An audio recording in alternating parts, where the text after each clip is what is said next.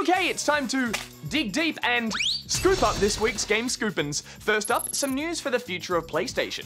Sony Interactive boss John Kodera said recently that the PS4 is entering the final stage of its life cycle.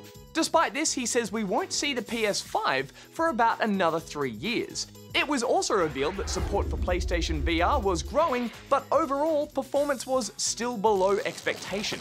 Plus, Kodera confirmed that PlayStation is still exploring the many options of portable gaming, although physical games for the Vita have been discontinued.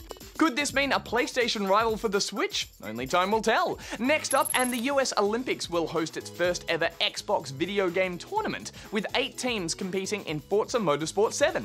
The Special Olympics Games is a sporting event for athletes with intellectual disabilities, and the introduction of a Forza Motorsport competition will extend the arena to gamers for the first time. The competing teams emerged from qualifier events held last month and are made up of one member with an intellectual disability and one without. Another step towards greater inclusivity in gaming, as well as another example of a major sporting event giving a tip of the hat or a rev of the engine to video games. Moving on, and Nintendo has banned certain users from online services for allegedly hacking into their Switch's operating system. The users in question, many of whom were active on what's known as the Nintendo Switch homebrew community, have had their access to the eShop, online gaming features, social media sharing, and adding friends restricted, apparently for violating their end-user licensing agreement. Some say this sketchy Switch behaviour deserves the ban. Perhaps if you can't hack the heat, stay out of the console.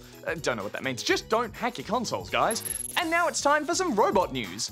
19-year-old Australian Oliver Nichols has taken out the top prize at Intel's International Science and Engineering Fair for his autonomous robotic window cleaner.